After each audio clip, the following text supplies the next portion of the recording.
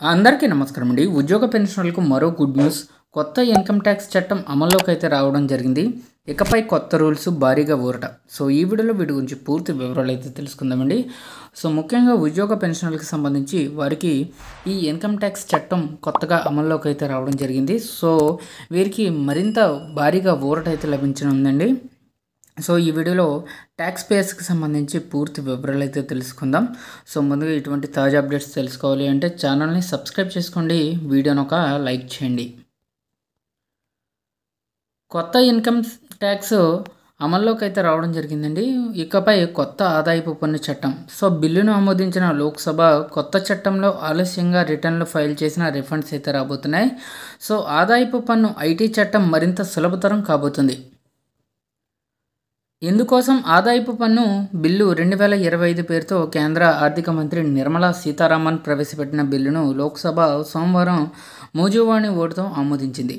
పన్ను చెల్లింపుదారులందరికీ సులభంగా అర్థమయ్యేలా ఈ బిల్లును రూపొందించినట్లు ప్రభుత్వం వెల్లడించింది.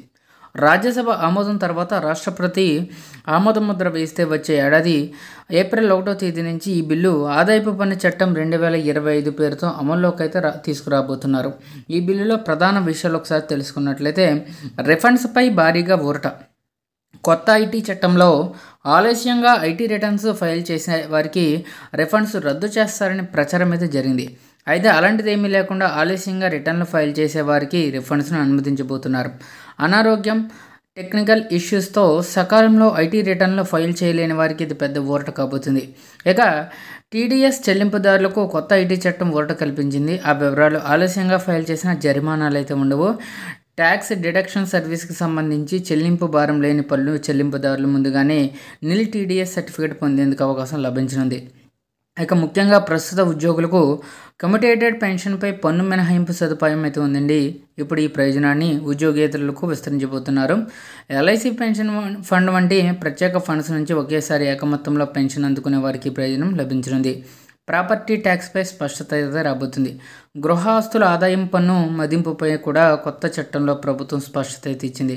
మున్సిపల్ ట్యాక్సులు పోగా వచ్చే వార్షిక ఆదాయం నుంచి 30% స్టాండర్డ్ డిడక్షన్గా అనుమతిస్తారు. ఇల్లు కొనేందుకు, నిర్మించేందుకు, మరమ్మతు చేయించేందుకు చేసిన అప్పులపై చెల్లించే వడ్డీకి కూడా గృహ యజమానులు ఈ ఆదాయం నుండి డిడక్షన్ అయితే పొందవచ్చు. గృహస్థి మొత్తాన్ని లేదా కొంత భాగాన్ని మాత్రమే అద్దెకిస్తే సముచిత లేదా వాస్తవ అద్దె ఆదాయం, ఈ రెండింటిలో ఏది ఎక్కువైతే దాన్ని మాత్రమే గృహస్థి ఆదాయంగా పరిగణిస్తారు. కాగా కొత్త చట్టంలో ప్రస్తుత ఆదాయ స్లాబ్లు యథాతథంగా ఉండబోతున్నాయి.